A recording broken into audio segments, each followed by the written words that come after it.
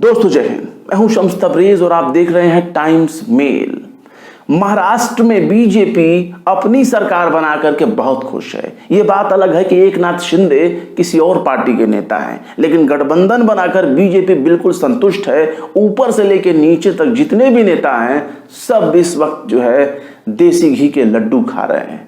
और इस खुशी का अंदाजा में आप इसी से लगा सकते हैं, इस खुशी का ठिकाना बीजेपी को बिल्कुल भी नहीं रहा। और महाराष्ट्र पाने की जो खुशी बीजेपी सड़क पर उतरकर नाच गाकर दिखा रही थी, वो बात अब बिहार पहुंचते पहुंचते फेल हो गई।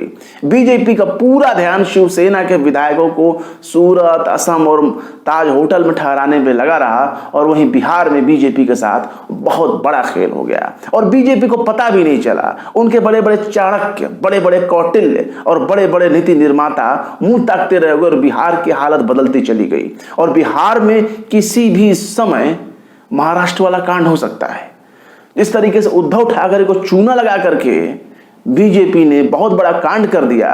वहीं बीजेपी का मुकाबला करने के लिए आरजेडी ने भी बिहार में बहुत बड़ा कांड कर दिया है। लालू यादव की पार्टी, तेजस्वी राबड़ी की पार्टी, तेज प्रताप की पार्टी, वो इस वक्त बिहार में बहुत बड़ा खेल खेल चुकी है।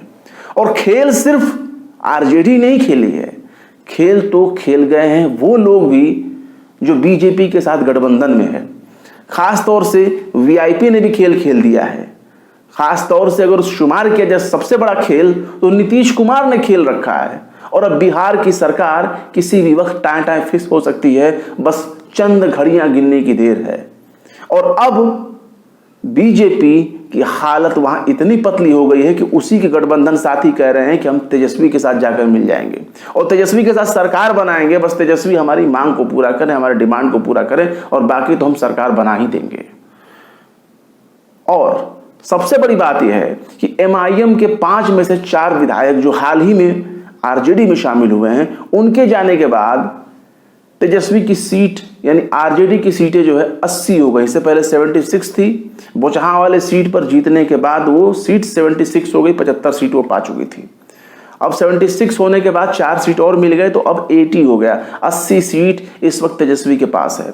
और महागठबंधन का टोटल मिलाकर आंकड़ा 115 पर पहुंच चुका है। और 115 पहुंचने का मतलब है खतरे की घंटी।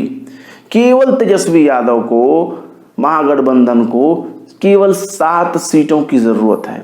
6 सीट पर तो वो एकदम बहुमत के आंकड़े पर बराबर आ जाएगा। 1 सीट एक्स्ट्रा चाहिए, यानी 7 सीट चाहिए तो 122 सीट पर पहुंच जाएगा वो। और 122 सीटें हासिल करने का मतलब है कि बिहार की सरकार गिर जाएगी, धड़ाम हो जाएगी। मोदी जी, अमित शाह और तमाम नड्डा लोग, जेपी नड्डा मुंह ताकते रह जाएंगे और बिहार की सरकार अचानक गिर जाएगी।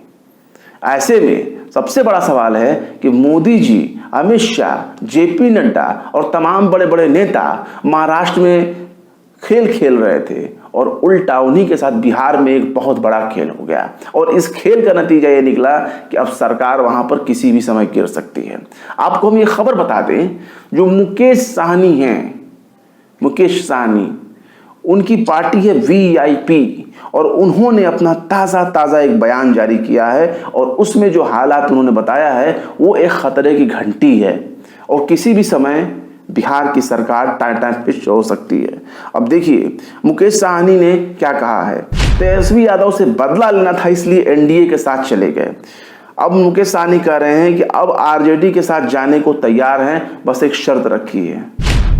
और शर्त रखी है इसी वजह से अब वहां पर मामला डमाडोल हो रहा है। तेजस्वी यादव को यानी महागठबंधन को अपनी सरकार बनाने के लिए केवल 7 सीटों की जरूरत है। 1 2 3 4 5 6 7 सीटों की जरूरत है। और बिहार में इस वक्त नाराजगी का आलम एक और चल रहा है। खुद वहां के मुख्यमंत्री नीतीश कुमार अपनी ही सहयोगी दल से नाराज हैं, अपने ही सहयोगी दल के नेताओं से नाराज हैं। रोज कोई ना कोई बयान देते ही रहते हैं। उन्हीं के सत्ता पक्ष के बीजेपी के नेता अपने नेता, विधायक दल के नेता जो नीतीश कुमार हैं, उनके खिलाफ बयान देते रह रहे हैं। और आपने रमजान के महीने बीते, अभी हाल ही में जो रमजान बीता ईद से पहले, उसमें आपने देखा कि किस तरीके से दावत इफ्तार पार्टी मनाई गई। और दावत इफ्तार जब जारी किया गया, इफ्तार पार्टी जारी की गई, उसमें तेजस्वी का आप रोल देख लीजिए, राबड़ी देवी, उनके परिवार का रोल आप देख लीजिए, यहाँ तक कि नीतीश कुमार का रोल देख लीजिए।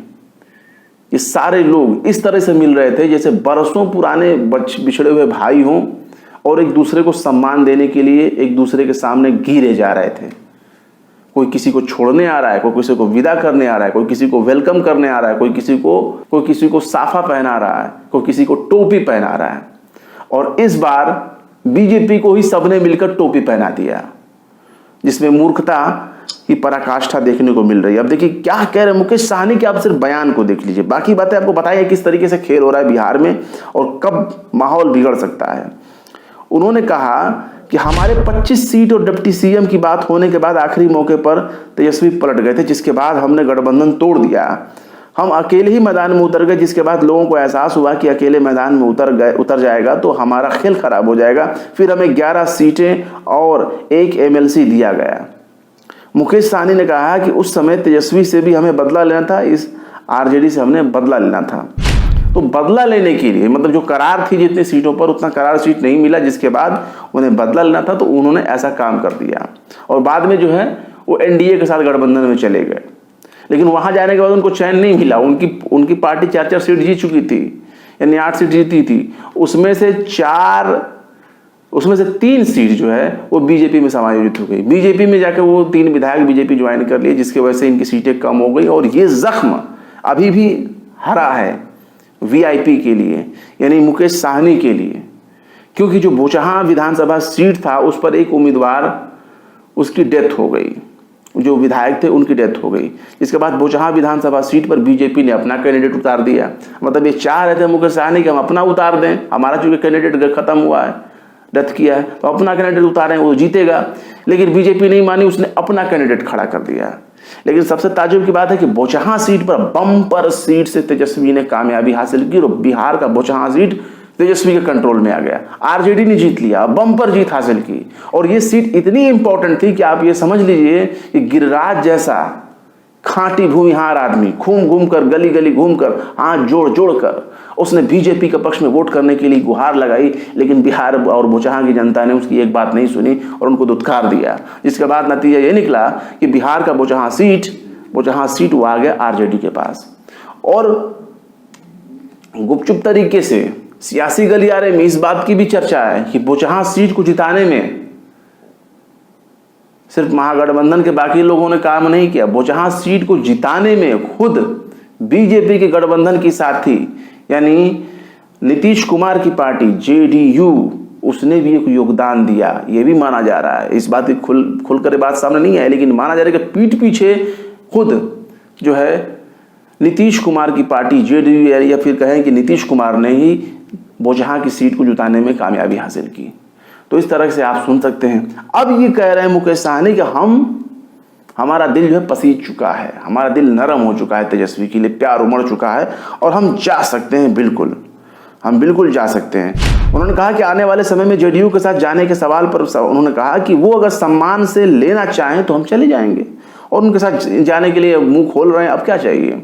वो कह रहे हैं कि अगर उनको सीएम बनाएंगे, अगर हम उनको सीएम बनाएंगे, तेजस्वी को, ये लोग वीआईपी वाले मुकेश साहनी अगर उनको तेजस्वी को सीएम बनाएंगे तो ये डिमांड कर रहे हैं कि हमको भी डिप्टी सीएम बनाना भाई, तभी तो बराबरी का मामला होगा कि भाई हम तुमको बनाए, तुम हमको बना दो, हम तुमको सीएम बना देंगे, तेजस्वी यादव को हम सीएम बना देंगे और मुकेश साहनी को आप डिप्टी सीएम बना दीजिए।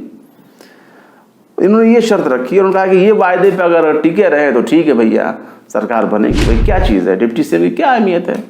अगर सरकार बनाना है तो तेजस्वी बना देंगे, तेजस्वी सरकार ही बना लेंगे और इनको डिप्टी सीएम भी बना देंगे। ले भाई तुम भी खुश रहो, हम भी खुश रहें, सरकार तो बन जाएगी। अब जो है उन्होंने कहा है कि चूंकि उनका जख्म बिल्कुल हरा हरा है और जख्म हरा हरा है, उस वक्त पक चुके हैं बिहार के मौजूदा हालात से। अब तेजस्वी यादव का गुड़ा गणित आप सुन लीजिए कि तेजस्वी यादव का गुड़ा गणित क्या है। बिहार में बहुमत की सरकार बनाने के लिए 122 विधायकों का समर्थन होना जरूरी है। एमआईएम के 4 विधायक जेडीयू में शामिल हो गए। इसके वजह से जो है आरजेडी बिहार की सबसे बड़ी लार्जेस्ट पार्टी बन गई है। यहाँ तक कि राजनीतिक गणितज्ञ जो मान रहे हैं, अनुमान राजनीतिक विशेषज्ञ, उनका यह कहना है कि आरजेडी को 79 प्लस कांग्रेस के 19, सीपीआईएमएल के 11, सीपीएम के 3, सीपीआई के 2 विधायक एक साथ आ सकते हैं। यह आंकड़ा 115 तक पहुंच जाता है। यानी कि महागठबंधन जो है, तेजस्वी और आरजेडी वाला महागठबंधन, वो 115 का आंकड़ा पहुंच जाता है। एमआईएम के 4 विधायकों के शामिल होने के बाद भी तेजस्वी को अभी भी बहुमत के लिए 7 सीटों की जरूरत है। यानी 7 सीट की जरूरत है। 7 सीट पाएंगे तो सरकार बन जाएगी। तो इस तरीके से बिहार का हालात बदलता जा रहा है। यानी बीजेपी जो खुशी महाराष्ट्र में जाकर मना रही थी, वही खुशी बिहार में लुट गई। मतलब एक जगह बनी बनाई सरकार थी, महाराष्ट्र में एक बनी बनाई सरकार थी, तो उसको बीजेपी तोड़ने में कामयाब रह गई। और महाराष्ट्र में सरकार, बिहार में जो है सरकार बनी हुई थी और बिहार की सरकार अब गिरने के कगार पर आ गई। तो सोचिए बीजेपी ने क्या खोया और क्या पाया। फिलहाल क्या सोचते हैं आप इस खबर के बारे में, कमेंट बॉक्स में जरूर बताएं। वीडियो पसंद आए तो लाइक करें, शेयर करें और बेबाक निष्पक्ष स्वतंत्र पत्रकारिता को सपोर्ट करने के लिए हमारे चैनल टाइम्स मेल को जरूर से जरूर सब्सक्राइब करें। और हाँ, बेल आइकन का घंटी वाला बटन जरूर दबा दें ताकि हमारे चैनल पर आने वाले नए वीडियो नोटिफिकेशन आपको फौरन ही मिल जाए। फिर मिलते हैं किसी और वीडियो में एक नई खबर के साथ। शम्स तबरेज़ को दीजिए इजाजत। जय हिंद।